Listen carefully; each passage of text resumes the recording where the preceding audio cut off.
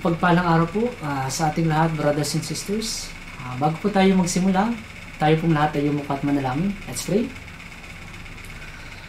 Dakila at mahabagin naming Amang Diyos na sa amin po ay labis na nagmamahal. Panginoon, maraming salamat po sa pagliligtas niyo po sa amin mula po doon sa walang hanggang pagkawasak sa impyerno. Kami po noon ay miserable makasalanan na nararapat lamang po sa impyerno, Panginoon. Subalit, dahil po sa iyong napakalaking pag-ibig at habag sa amin, sinugo mo po ang iyong lutong na anak na si Jesus dito po sa sanlibutan upang siyang mamatay dun sa krus at magdanak ng kanyang mahalagang dugo para pumapatawad kami sa lahat ng aming mga kasalanan. Panginoon, maraming salamat po. Panginoon, maraming salamat din po, Panginoon, dahil binigyan niyo po kami ng pagkakataon na mamuhay po ayon po sa iyong kalooban. Nawa po, Panginoon, tulungan niyo po kami kung paano dapat kami mamuhay bilang mga anak ng Diyos sa nalalagay po namin buhay dito po sa mundo. Panginoon, sa pamilitan po ng iyong salita, ituro niyo po sa amin kung paano dapat kami mamuhay bilang karapat-dapat na anak ng Diyos. At Panginoon, sa oras na ito, kami po ay dumadalangin na tulungan po kami ng banal na Espiritu na maunawaan po namin ang iyong kalooban. Ako din po ay dumadalangin na tulungan niyo po ang kahinaan ng aking mga labi, ilagay niyo po sa aking mahinang bibig ang iyong salita, Panginoon. Panginoon, mula po sa simula hanggang sa pagtatapos, ay sa lamang po kami aasa at magtitiwala. Ito po yung aming samadalangin sa pangalan ni Jesus. Amen. Muli po, mapagpalang araw po sa inyong lahat, brothers and sisters. Ngayon po, ang tatalakayin po natin ay ang pamagat na Nehemiah who rebuilt the wall of Jerusalem. So, si Nehemiah po, siya po yung nanguna sa ikatlong pagbabalik po ng mga Israelita doon sa Jerusalem noong 445 BC, noong 20th year po ni Haring Artaxerxes. So, sila po ay pumunta sa Jerusalem para po muling itayo yung pader po ng Jerusalem. Hindi po naging madali para sa kanya yung itayo po yung pader ng Jericho. Pader ng Jerusalem. Dahil po marami silang mga kaaway, may pagsalungat sa kanila, pero gayunpaman po, hindi po sila sumuko at nagtiwala lamang po sa Panginoon. Dito po makikita po natin sa aral na ito kung paano si Nehemiah ay lagi pong nananalangin sa Panginoon. Kapag siya po ay humaharap sa pagdurusa o kahirapan, pagdurusa at kahirapan, siya po ay nananalangin sa Panginoon. Kaya nga po, bilang mga Kristiyano, ang ating panalangin po ay napakahalaga upang tayo po ay magtagumpay sa ating Christian life.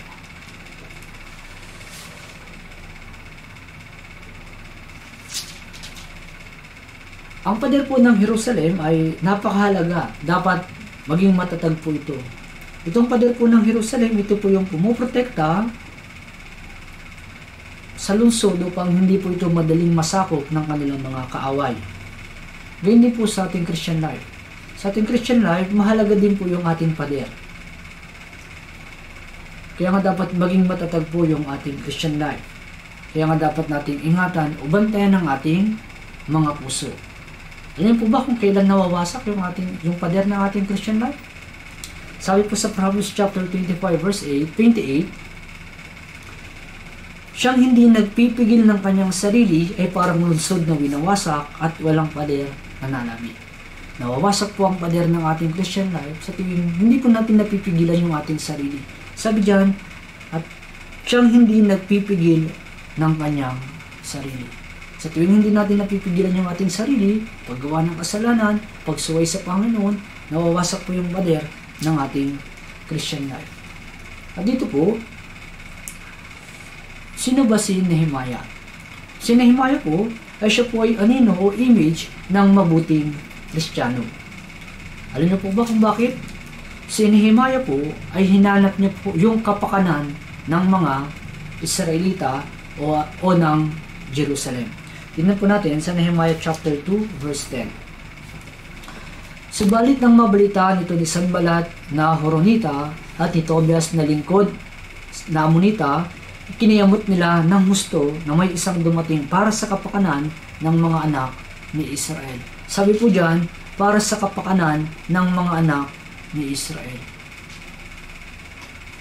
Si Nehemiah po, siya po ay hindi isinilang sa Jerusalem. Si Nehemiah po, lumaki siya sa Persia, nagkaroon ng trabaho at nagkaroon ng mataas na posisyon po rito.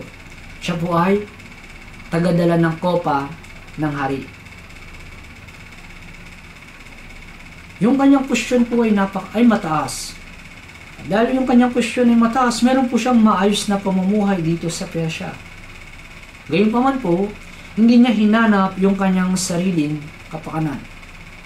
Kahit na siya po ay nasa mabuting kalagayan, inisip niya pa rin po yung kapakanan ng iba. Ganito rin po yung puso ng ating Panginoong Jesus. Iniwan niya po yung kanyang trono, yung kanyang maluwalhating trono, at bumaba dito po sa makasalanang mundo para po sa ating kapakanan at upang iligtas po tayo. Ito sa chapter 1 verse 2, si Hanani, isa sa aking mga lingkod ay kapatid, ay dumating na kasama ang ilang lalaki mula sa Juda. Tinanong ko sila tungkol sa mga Hudyo na natirang buhay na nakatakas sa pagkabihag tungkol sa Jerusalem. Nagkaroon siya ng interes kung ano yung kalagayan ng kanyang mga kababayan at ng Jerusalem. Sabi niya, tinanong ko sila tungkol sa mga Hudyo na natirang buhay na nakatakas sa pagkabihag at tungkol sa Jerusalem. Gaya po nito, dapat magkaroon po tayo ng interest din kung ano yung kalagayan ng mga brothers and sisters maging ang church. Kamusta na ba sila? Nasa mabuti ba silang kalagayan o hindi? Si Nehemiah, tinanong niya yung kondisyon ng mga tao dun sa Jerusalem at ng Jerusalem. Kaya nga, bilang ligtas na Kristiyano, dapat tanungin din natin kung ano yung kalagayan ng mga brothers and sisters. Kamusta na ba sila? Ano yung pinagdadaanan nila? Ano yung problema nila sa kanilang Christian life? Nang sa gayon, kapag nalaman po natin, tignan niyo po yung verse 3. Nehemiah chapter 1 verse 3. Ito po yung kalagayan nila. Sinabi nila sa akin, ang mga natirang buhay sa lalawigan na nakatakas sa pagkabihag ay nasa isang malubhang kalagayan at kahihiyan. Ang pader ng Jerusalem ay wasak at ang mga pintuan nito ay natupo ng apoy. Ito yung kalagayan ng Jerusalem at ng mga Israelita. May problema sa kanyang mga kababayan. Kaya nga tayo bilang mga Kristiyano, mahalaga na dapat din nating malaman yung kalagayan ng ating mga brothers and sisters. Dapat nating tanungin kung ano yung kamusta yung kanilang Christian life. Nang sa gayon, malaman natin kung paano natin sila tutulungan at nang sa gayon, may pag-pray natin sila. Tingnan na po. Sa Apostol Pablo, sabi niya sa unang Corinto chapter 10 verse 24, huwag hanapin ng sino man ng kanyang sariling kapakanan, kundi ang kapakanan ng iba. Tayo po bilang mga Kristiyano, hindi tayo namumuhay para lang sa ating sariling kapakanan. Nang maligtas po tayo po ay naging kaanib ng sambayan ng Diyos. Tayo po ay magkakapatid kay Kristo na dapat nating alamin din o kamusta yung mga kapatid ko. Dapat nating malaman yung kanilang kalagayan. At isa pa, dapat din nating malaman yung kalagayan ng church. Si Apostol Pablo, sabi niya sa 2 Corinthians chapter 11 verse 28, araw-araw na nabibigatan sa alalahanin para sa mga iglesia. Meron siyang alalahanin para sa iglesia. Kaya dapat meron din tayong ganitong puso na nag-aalala para sa church. Nang sa gayon, alam natin kung paano tayo makakatulong para sa church. Isa pa, si Nehemiah po, siya po ay tapat na lingkod. Tingnan natin, Nehemiah chapter 1, verse 11. O Panginoon, pakinggan mo nawa ang panalangin ng iyong lingkod, na nalugod na igalang ang iyong pangalan. Pagtagumpayin mo ngayon ang iyong lingkod, at pagkalooban mo siya ng kaawaan sa paningin ng lalaking ito. Noon ay tagapagdala ko ng kopa ng hari. Tagapagdala ako ng kopa ng hari. Alam niyo po, bilang tagapagdala ng kopa ng hari, dapat mapagkakatiwalaan. Nakasalalay po ang buhay ng hari dito po sa tagapagdala ng kopa. Maaari niyang lagyan ng lason. Kung hindi siya tapat, maaari niyang gawin ito. Pero si Haring Artaxerxes, nagtitiwala siya kay Nehemiah. Bakit po? Dahil si Nehemiah, naglilingkod siya ng may katapatan ng puso. Kabilang mga Kristiyano rin po, sa ating pinagtatrabuhan ay dapat mapagkakatiwalaan din po tayo. Bilang mga Kristiyano, dapat mapakita natin yung ilaw natin, yung ilaw dito sa sanlibutan. Gaya po ni Nehemiah, inamit siya ng Diyos dahil sa kanyang katapatan para po gawin yung kalooban ng Diyos. Kaya nga sabi sa unang Korinto chapter 4 verse 2, bukod dito, kailangan sa mga katiwala na sila'y matagpuang tapat. Tayo po ay katiwala ng Ebanghelyo. Tayo po ay pinagkatiwalaan ng Panginoon ng mga ministry o gawain dito sa church. So habang ginagawa natin itong mga gawain ito, dapat matagpuan tayong tapat. Actually, sabi ni Pablo, bagaman hindi ako tapat, subalit itinuring akong tapat ng Panginoon. Dahil doon, sinusuklian niya yung biyaya ng Panginoon sa kanyang pang-araw-araw na pamumuhay. Sabi sa Colossus chapter 3 verse 22, mga alipin, subunod kayo sa lahat ng mga bagay sa mga Panginoon ninyo sa lupa. Hindi naglilingkod kung may tumitingin na gaya ng pagbibigay lugod sa mga tao, kundi sa katapatan ng puso na may takot sa Panginoon. Tayo bilang mga Kristiyano na nagtatrabaho, dapat, sabi diyan, kundi sa katapatan ng puso na may takot sa Panginoon. Dapat tayo naglilingkod. Hindi kapag may nakatingin lang sa atin. Kasi kapag walang nakatingin sa atin, hindi tayo gumagawa ng may katapatan. Sabi diyan, kundi sa katapatan ng puso na may takot sa Panginoon. So ganito naglingkod, ganito kumilos si Nehemiah. Isa pa, nang mabalitaan niya po yung kalagayan ng mga Israelita at ng Jerusalem, doon niya nagawang ipag-pray yung kanyang mga kababayan. Same din sa atin.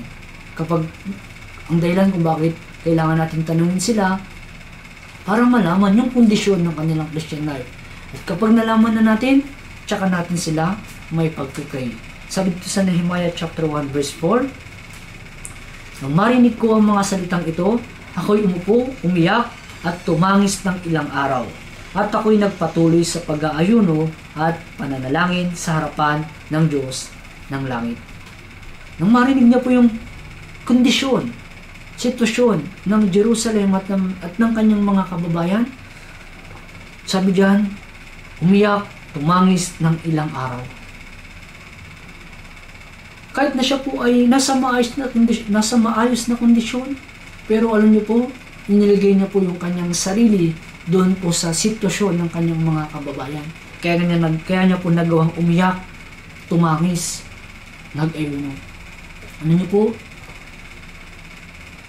Kung ilalagay din po natin yung ating sitwasyon doon po sa dinadanas ng mga brothers and sisters, mararamdaman po natin yung pinagdadaanan nila.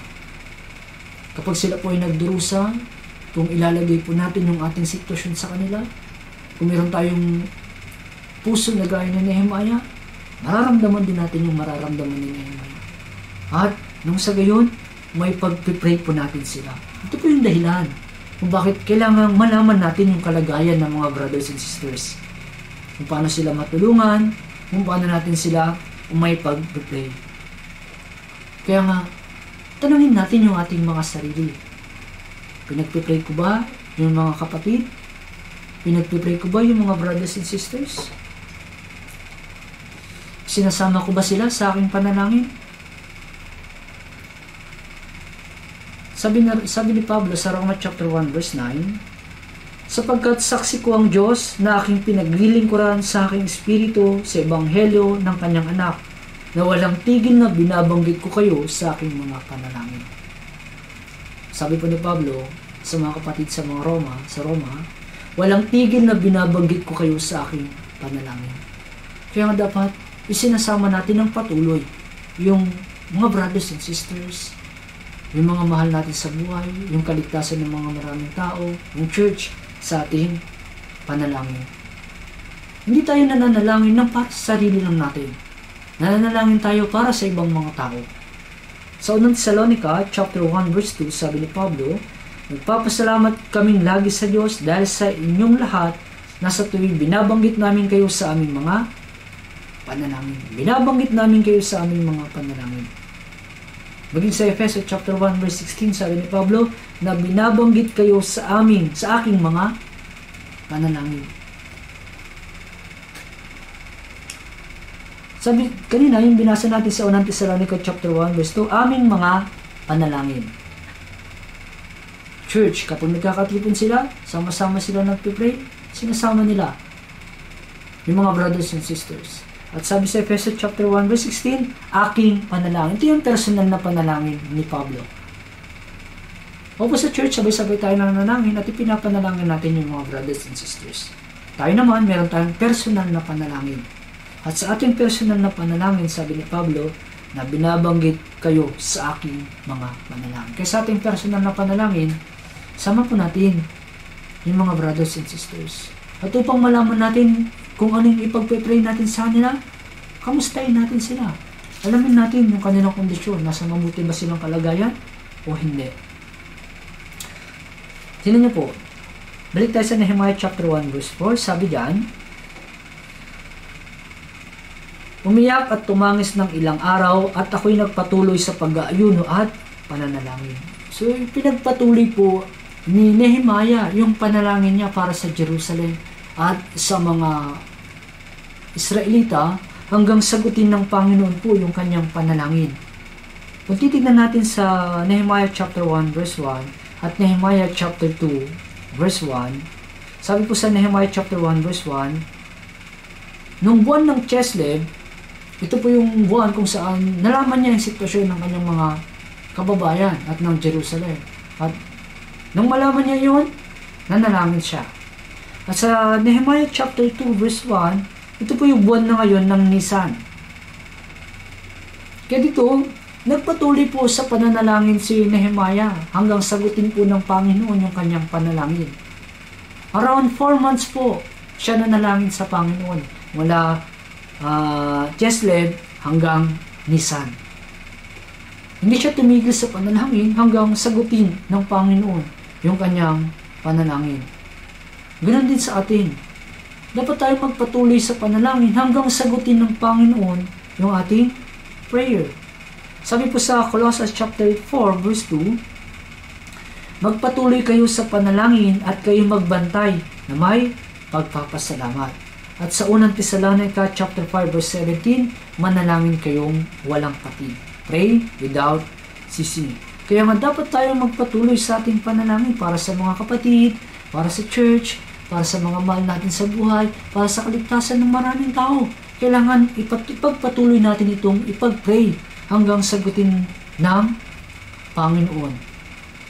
Alam niyo po, nang mga Israelita po ay humingi ng hari sa Diyos, yung po si Saul, actually yung ginawa nilang ito isang pagkakamali sa harapan ng Panginoon.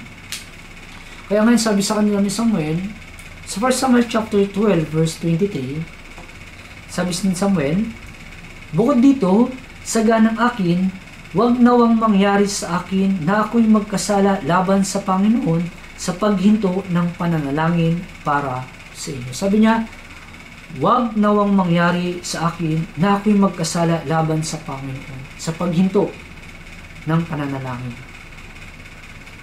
So kasalanan po sa harapan ng Panginoon na hindi tayo nagpipray para sa mga brothers and sisters, para sa church, para sa kalagayan ng mga brothers and sisters. Kasalanan po ito. Kaya tayo po bilang mga Kristiyano, kailangan isama natin sila sa ating mga panalangin. At dito, nakita po natin dito yung isa pang panalangin po ni Nehemiah. Yung mga Israelita po ay nagkasala sa harapan ng Panginoon, kaya po dinala silang bihag sa lupain po ng Babylonia. Pinahirapan sila, nagdusa po sila doon. Kaya si Nehemiah po ay nanalangin ng ganito. Sa chapter 1 verse 6 hanggang 7. Makinig ka sana ngayon at imulat mo ang iyong mga mata upang makinig sa dalangin ng iyong lingkod na aking idinadalangin ngayon sa harap mo, araw at gabi para sa mga anak ni Israel. Na iyong lingkod, aking ipinapahayag ang mga kasalanan ng mga anak ni Israel na aming nagawa laban sa iyo. Ako at ang aking sambayan ay nagkasala. Napakasama ng aming nagawa laban sa iyo at hindi namin iningatan ang mga utos, mga tuntunin o mga batas na iyong iniutos sa iyong lingkod na si Moses. Nanalangin siya na inako niyang kasalanan niya rin yung kasalanang nagawa ng mga Israelita. Nagsisi siya na inangkin niyang kasalanan din niya yung nagawang kasalanan ng mga Israelita. Dahil si Nehemiah, hindi siya makasariling tao.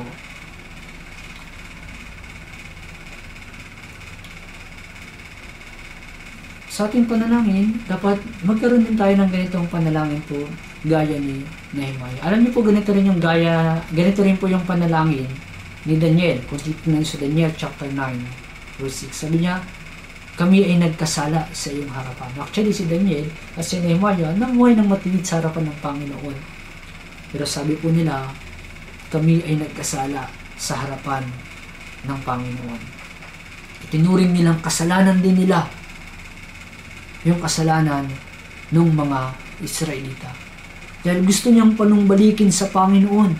Gusto niya na ipakita rin sa Panginoon yung puso niyang nagsisisi. Kasi yung Panginoon, may pangako ang Panginoon. Kaya ganito siya nanalangin sa Panginoon. Na kung sila ay magsisisi, manunumbalik sa Panginoon, ibabalik sila ng Panginoon doon sa kanilang lupain. Tingnan natin.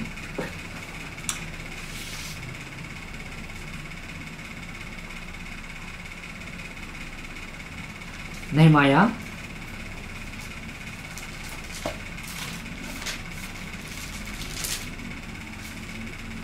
chapter 8 at saka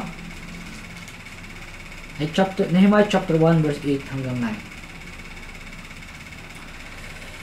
9. Alalahanin mo ang salita na iyong iniutos sa iyong lingkod na si Moises na sinasabi, kapag kayo'y hindi tapat, ikakalat ko kayo sa lahat ng mga bayan. Ngunit kung kayo'y manunumbalik sa akin at ingatan ninyo ang aking mga utos at gawin ang mga ito, bagaman ng inyong pagkawatak-watak ay nasa kaduluduluhang bahagi ng mga langit, aking titipunin sila mula roon at dadalhin ko sila sa lugar na aking pinili upang patirahin doon ang aking pangalan. Nanalangin si Nehemiah based sa words of God. Alam ni Nehemiah yung salita ng Panginoon na kung magsisisi sila, manunumbalik sa Panginoon, ibabalik sila ng Panginoon. Alam ni Nehemiah sa verse 8 na dahil sa kasalanan ng mga Israelita, pinarusahan sila, biniyag sila. At alam ni Nehemiah na kung sila'y manunumbalik, ibabalik sila ng Panginoon doon sa kanilang sariling lupain. Alam niyo po kung bakit nagawa ito ni Nehemiah? Dahil po ito sa pag-ibig.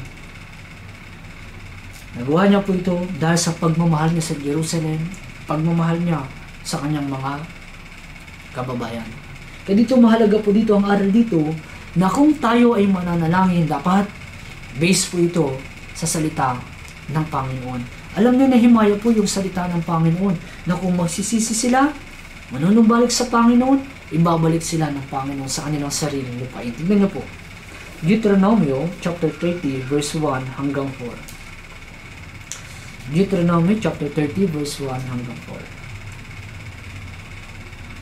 Kapag ang lahat ng mga bagay na ito ay dumating sa iyo, ang pagpapala at ang sumpa na inilagay ko sa harapan mo, at iyong bulay-bulayin ang mga iyon sa gitna ng lahat ng mga bansa na pinagtabuyan sa iyo ng Panginoon mong Diyos, at magbalik ka sa Panginoon mong Diyos, at sundin mo at ng iyong mga anak ng buong puso, kaluluwa, ang kanyang tinig ayon sa lahat ng inutos ko sa iyo sa araw na ito.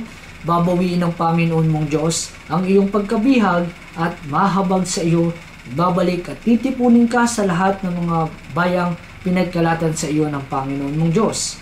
Kung ang pagkabihag sa iyo ay nasa kaduluduluhang bahagi ng langit, mula ro'y titipunin at pupunin ka ng Panginoon mong Diyos. Ito yung salita ng Panginoon. Nanalangin si Nehemiah based sa words of God ng may pagtitiwala. Kaya mahalaga po na kung tayo po ay mananalangin, upang ito po ay may bisa, dapat base po ito sa words of God. Kaya kapag tayo po ay nakakarinig ng panalangin based sa words of God, lalahanin po natin na itong panalangin na ito ay makapangyarihan. Kaya isipin niyo po, kamustahin niyo po yung panalangin niyo. Bakit ba walang bisa? Hindi pa walang kapangyarihan yung panalangin nyo? Hindi pa nangyayari yung panalangin nyo? Ito ba ay ayon sa kalooban ng Diyos? Ito ba ay based sa salita ng Panginoon? Alam po natin at dapat nating alalahanin na kung tayo po ay mananalangin na base po sa kalooban o sa words of God, ito po ay pinapakinggan ng Panginoon. Titingnan niyo po sa 1 John chapter 5 verse 14, ito ang ating kapanatagan sa Kanya, na kung tayo humingi ng anumang bagay ayon sa Kanyang kalooban, tayo'y pinapakinggan niya.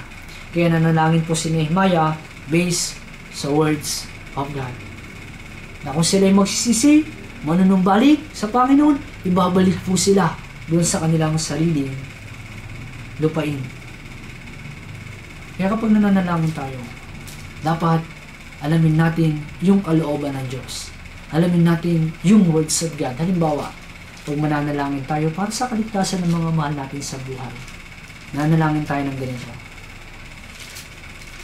Panginoon, Ikaw po yung Diyos na nagnanais na ang lahat ng tao ay maligtas at makarating sa pagkakilala sa katotohanan. Kaya ako po ay labis na naniniwala na maililigtas mo po yung mga mahal ko po sa buhay. Diba?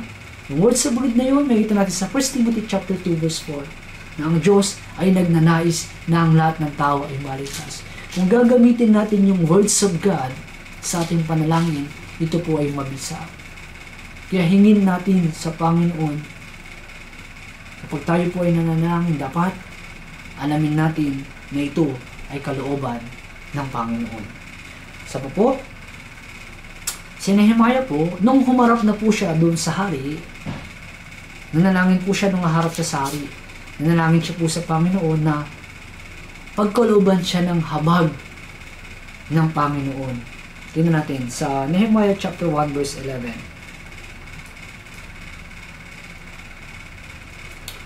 Sabi po rito, Nehemiah chapter 1 verse 11, O Panginoon, pakinggan mo nawa ang panalangin ng iyong lingkod na nalulugod na igalang ang iyong pangalan. At pagtagumpayin mo ngayon ang iyong lingkod at pagkalooban mo siya ng kaawaan sa paningin ng lalaking ito. Sabi diyan, pagkalooban mo siya ng kaawaan sa paningin ng lalaking ito. Yung niya ay siya, si Nehemiah ito. Tapos yung lalaking ito po ay si Artaxerxes.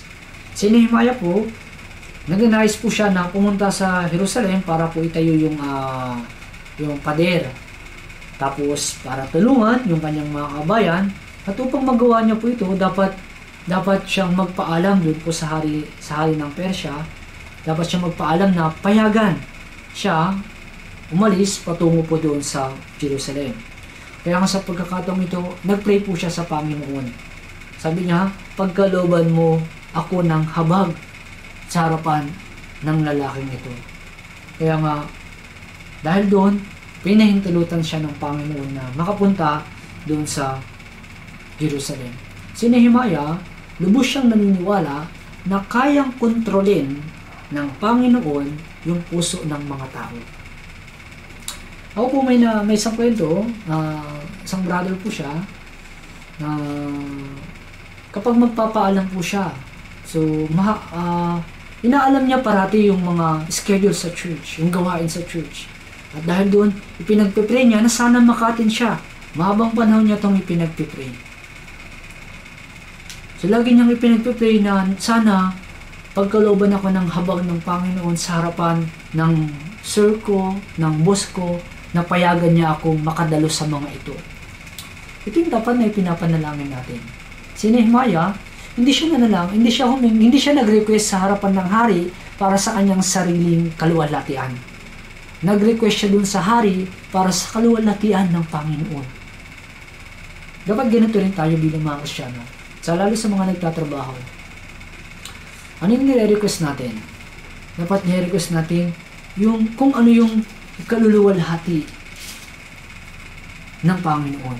Kaya minsan, matatakot tayo magpaalam sa ating mga manager. Pero gaya ni Nehemiah, tularan natin yung panalangin niya.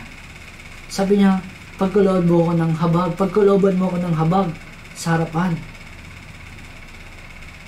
ng lalaking ito. Dahil doon, pinagkalooban siya ng habag ng Panginoon.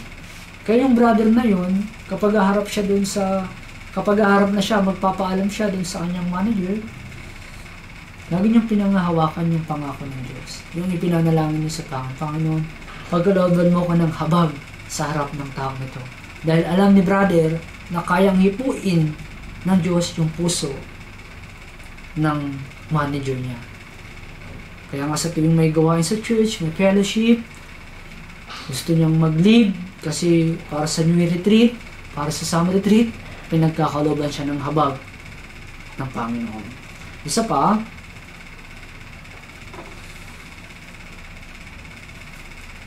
nung si Nehemiah po ay nagpunta na po doon sa Jerusalem, siniyasat niya po muna yung kung ano yung sira doon sa pader ng Jericho. Pader ng Jerusalem. Sa Nehemiah chapter 2, verse 1 hanggang 15, sabi po rito, babasahin ko na lang po yung verse 13, sa bandang huling part ng verse 13. Aking siniyasat ang mga pader ng Jerusalem na winasak at ang mga pintuan nito na tinupok ng apoy. Bago nila itayo yung pader ng Jerusalem, siniyasat po muna nila. Tinignan nyo muna kung ano yung sira at kung paano ito aayusin. Ganun din po sa ating Christian life. To restore our Christian life, dapat unang bagay na dapat natin gawin, siyasatin muna natin. Ano yung nagawa kong mali? Ano yung parte ng aking Christian life na dapat ayusin? Ano yung part ng aking Christian life na wasak? Ano yung mali kung bakit ako natisod? Ano yung mali kung bakit ako bumagsak? Dapat natin siyasatin yung mga bagay na yun. Isa pa, si Nehemiah, in-encourage niya yung mga Israelita na muling itayo yung pader ng Jerusalem. Sabi po dito sa Nehemiah chapter 2 verse 17 hanggang 18, verse 18, babasahin ko na lang. Sinabi ko sa kanila ang tungkol sa kamay ng aking Diyos na naging mabuti sa akin, at gayon din ang mga salitang sinabi sa akin ng hari. At kanilang sinabi, magsimula na tayong magtuyo, kaya itinalaga nila ang kanilang sarili para sa ikabubuti ng lahat. Sinabi ko sa kanila ang tungkol sa kamay ng aking Diyos. I-encourage niya yung mga Israelita na kasama natin ang Panginoon at may pahintulot din ng hari ng Persya. Kaya wala tayong dapat ipangamba. Kasama natin ang Panginoon, kaya gawin natin na muling itayo yung pader ng Jerusalem. sa kabila po ng posisyon, kasi marami po silang kaaway.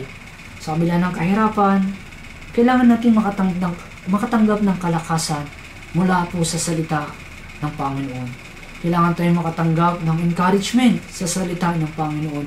May mga bagay na napangihina sa ating Christian life. Ngayon naman, kailangan tayong makatanggap ng kalakasan sa pamamagitan ng salita ng Diyos. Dito nang marinig ito ni Sanballat na nagpaplano sila, sabi sa verse 19, in Nehemiah chapter 2 verse 19, kanilang pinagtawanan ng hinamak kami at sinabi, ano itong bagay na inyong ginagawa? Ito si Sanballat yung kaaway nila. Ganito si Satan. Pag yung mga Kristiyano kumikilos para sa Panginoon, gumagawa para sa Panginoon, si Satan, kumikilos din siya. Halimbawa, sa Bible seminar, diba? Maraming beses na natin din nararanasan. Especially, 4th at saka 5th session, diba? Sa tuwing pinapangaral ng gospel, si Satan, kumikilos siya para hadlangan na maligtas yung maraming kaluluwa. Kaya lagi natin isipin, kapag kumikilos tayo para sa Panginoon, si Satan, kumikilos din siya para i-discourage tayo. Kaya nga kailangan natin ng encouragement sa pamamagitan ng salita ng Diyos. Kasi kapag na-discourage tayo, di ba, napanghihinaan tayo. Kaya nga, kailangan natin ng words of God para makatanggap ng kalakasan mula po sa salita ng Panginoon. At isa pa, kapag tayo po ay gumawa para sa Panginoon, gawin natin ito ng may buong puso. Nehemiah chapter 4 verse 6. Kaya't aming itinayo ang pader at ito ay napadugtong hanggang sa kalahati ng taas niyon, sapagkat ang taong bayan ay may isang pag-iisip sa paggawa. Sa English translation, sabi, for the people had a mind to work. Had a mind to work. Meron silang buong puso na ginagawa yung gawain ng Panginoon. Pag tayo po ay gumagawa para sa Panginoon, gawin natin ito na may katapatan ng puso, buong puso. Kapag tayo po ay naglilingkod sa ating trabaho, nagtatrabaho, gawin natin ito ng may buong puso. Kapag tayo po ay kumikilos sa ating tahanan, gawin natin ng buong puso. Kaya anuman yung ating ginagawa, gawin natin ito ng may buong puso, especially sa gawain ng Diyos. Sabi sa Colossus chapter 3 verse 23, anuman ang inyong ginagawa ay inyong gawin ng buong puso gaya ng sa Panginoon at hindi sa mga tao. Gaya ng sa Panginoon, hindi sa mga tao. Naglilingkod tayo para hindi luwalatiin yung mga tao o para bigyang lugod yung mga tao. Kumikilos tayo, gumagawa tayo para maluwalhati natin ng Panginoon. Kaya nga, gawin natin ng may buong puso. Sa pagtatrabaho, sa pag-aaral, sa pagsunod sa magulang sampay, gawin natin ng may buong puso. Andito, makikita natin kung paano nila itinatayo po yung pader ng Jerusalem. Habang itinatayo nila, yung mga kalaban nila naroon at nagbabalak ng kasamaan para sa kanila. Kaya nga, meron silang estratehiya na ginawa. Chapter 4, verse 16 hanggang 17. Mula ng araw na iyon, kalahati sa aking mga lingkod ay gumawa sa pagtatayo at ang kalahati ay humawak ng mga sibat, mga kalasag, mga pana at mga baluti. At ang mga pinuno ay nasa likuran ng buong sambahayan ng Juda.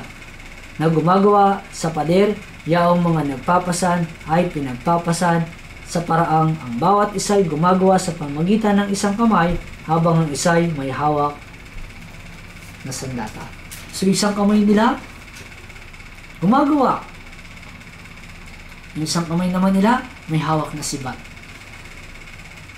Kasi yung mga kalaban nila ay nariyan.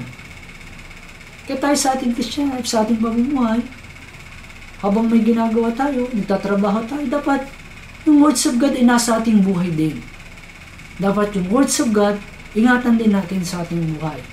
Mahalaga yung ating sandata. Tayo bilang mga Kristiyano, yun yung sandata natin.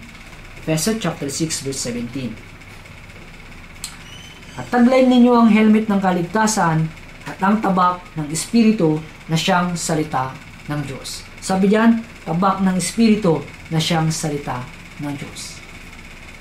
Kaya nga tayo bilang mga Kristyano, meron tayong sandata. Ito po yung salita ng Panginoon na siya nating laging hawak. Yung puso natin, kailangan mapuno ng salita ng Panginoon. Yung puso natin, ito yung kailangang mapunduhan ng salita ng Panginoon. Sabi sa Biblia, sa awit, iningatan ko ang iyong salita sa aking puso upang huwag akong magkasala laban sa iyo. Kaya nga tayo po, yung Diablo, alam niyo po, sabi sa po ng Pedro chapter 5 verse 8, para siya ay gaya ng leon na gumagala at umuungal at humahanap ng kanyang malalapa. Kaya nga, kung wala tayong words of God, paano natin siya mapagtatagumpayan? Diba? Alam niyo po, salita lang ng Panginoon, yung ginamit ni Jesus para mapagtagumpayan niya, yung tukso. Sabi sa Mateo chapter 4 verse 4, hindi lamang sa tinapay na bubuhay ang tao, kundi sa bawat salitang lumalabas sa bibig ng Diyos. At dito sa verse 23, sabi dyan, kaya't maging ako ni ang aking mga kapatid, ang aking mga lingkod, at ang mga lalaking bantay na sumusunod sa akin ay walang nagubad sa amin ng aming mga suot, bawat isa'y iningatan ang kanyang sandata sa kanyang kamay. Hindi nila binitawan yung sandata nila. Ganito rin sa atin. Dapat yung salita ng Panginoon, huwag natin aalisin sa ating buhay. Saan tayo mapunta? Dapat bitbit natin yung salita ng Panginoon. Hindi lamang sa church, hindi maging sa tahanan, sa pagtatrabaho, sa pag-aaral, sa school, dapat bitbit natin yung salita ng Panginoon. Isa pa, upang magtagumpay sila at matapos nila yung pagtatayo ng pader, kailangan nilang mag-unite. Kailangan nilang magkaisa. Sabi sa Nehemiah chapter 4 verse 19 hanggang 20, sinabi ko sa mga maharlika at sa mga pinuno at sa iba pang taong bayan, ang gawain ay malaki at malawak ang nasasaklaw. At tayo'y wahiwalay sa pader, malayo sa isa't isa. Sa lugar na inyong marinig ang tunog ng trompeta, magsama-sama tayo roon, ang Diyos natin, ang lalaban para sa atin. So, kailangan nilang magsama-sama sa tuwing marinig nila. Kapag narinig nila yung tunog ng trompeta, kailangan nilang magsama-sama. Kailangan nilang mag-unite. Kaya nga, upang magawa natin yung gawain ng Panginoon, yung mga Kristiyano, kailangang magtulungan, kailangang magkaisa. Sabi sa Efeso chapter 4, na nagsisikap na mapanatili ang buklod ng pagkakaisa ng kapayapaan. Na nagsisikap na mapanatili. Tayo po ay pinagkaisa na ng Panginoon. At ang tungkulin natin, mapanatili, ma-maintain itong pagkakaisa nito. Bakit? Si Satan, nais niyang sirain yung pagkakaisa ng mga brothers and sisters sa church. Kaya tayo, ang responsibility natin, ang tungkulin natin, ma-maintain itong pagkakaisang ito. Kaya kapag yung mga kapatid ay nagkakaisa, magagawa nila yung gawain ng Panginoon. Ito yung napakabuti at napakaligaya sa paningin ng Panginoon kapag ang magkakapatid ay namumuhay ng nagkakaisa. Isa pa, sa wakas, natapos po nila yung pagtatayo ng pader ng Jerusalem. Sabi sa Nehemiah chapter 6 verse 15 hanggang 16, sa gayoy natapos ang pader sa ika-25 araw ng buwan ng Elul sa loob ng 52 araw. Nang ito'y mabalitaan ng lahat ng aming mga kaaway, ang lahat ng mga bansang nasa palibot namin ay natakot at napahiya sa kanilang sariling pagmamataas, sapagkat kanilang nabatid na ang gawang ito ay natapos sa tulong ng aming Diyos. Si Nehemiah at yung mga Israelita, marami silang pagpapagal sa gawain ito. Gayunpaman, sabi diyan, nagawa sapagkat kanilang nabatid na ang gawang ito ay natapos sa tulong ng aming Diyos. Hindi sa pamagitan nila, kundi sa pamagitan po ng tulong ng Panginoon. Kahit na nagpagal sila, kung wala ang tulong ng Panginoon, hindi po nila ito matatapos. Kaya kung wala po ang tulong ng Panginoon, imposible po na matapos nilang maitayo yung pader ng Jerusalem. Kaya nga po, kailangan nating lubos na magtiwala sa Panginoon, sa kapangyarihan ng Panginoon. Kailangan magkaroon tayo ng pananampalataya sa Panginoon na tutulungan niya tayo anuman yung mga kahirapan. Anumang kahirapan yung dinanas nila, pinagtagumpay sila ng Panginoon. The reason kung bakit pinahintulot ng Panginoon yung ganong pagsalungat sa kanila para magawa nilang magtiwala lamang sa Panginoon. Panginoon po ang nagbibigay sa atin ng pagtatagumpay. Kaya nga kung wala ang tulong ng Panginoon, wala po tayong magagawa.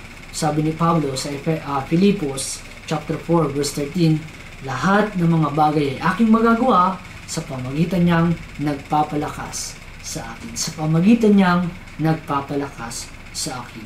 Kaya kung wala po ang tulong ng Panginoon, hindi po tayo magtatagumpay. Dahil ang Panginoon po ang nagbibigay sa atin ng pagtatagumpay. Halimbawa po si David. Si David po ay nakikipagdigma. Sabi po sa ikalawang Samuel chapter 8 verse 6, pagkatapos ay inilagay si David ng mga kuta sa Aram ng Damasco. At ang mga taga-Syria ay naging mga alipin ni David at nagsipagdala ng buwis. At binigyan ng Panginoon si David ng pagtatagumpay saan man siya pumunta. At sa chapter 8 verse 14, sabi, at binigyan ng Panginoon si David ng pagtatagumpay saan man siya pumunta. So, ang Panginoon ang nagbibigay ng pagtatagumpay. Sa ating Christian life, upang magtagumpay tayo mula sa tulong ng Panginoon, ang kailangan natin gawin, magtiwala. Sa kabila ng kahirapan, pagsalungat, kailangan natin magtiwala sa Panginoon. Magagawa natin magtagumpay kung magtitiwala lamang po tayo sa Panginoon. Sana po may natutunan tayo at tayo pong lahat ay yung mukha at manalangin. Dakila at mahabagin naming Amang Diyos na nasa langit, pinasasalamatan ka po namin sa lahat po ng biyaya. Panginoon, maraming salamat po na natutunan po namin sa oras na ito kung paano po kami magtagumpay sa aming Christian life. Sa kabila po ng kahirapan, pagdurusa, kailangan po namin magtiwala lamang po sa iyo, Panginoon. Gaya po ni Nehemiah, nawa po magkaroon kami ng puso na gaya niya, Panginoon, na namuhay hindi lamang para sa kanyang sarili, kundi para po sa kapakanan ng kanyang mga kababayan. Sana po, Panginoon, maging ganito po rin kami na iniisip po yung kapakanan ng mga brothers and sisters at laging nananalangin para po sa mga brothers and sisters. Sa tuwing nasa pagdurusa, magawa rin po namin nawang manalangin. At nawa po, Panginoon, tulungan niyo po kami na masigit kaming maging malapit po sa iyong salita, Panginoon. Panginoon, maraming salamat po. Ito po yung aming samod dalangin sa pangalan ni Jesus. Amen. Maraming salamat po.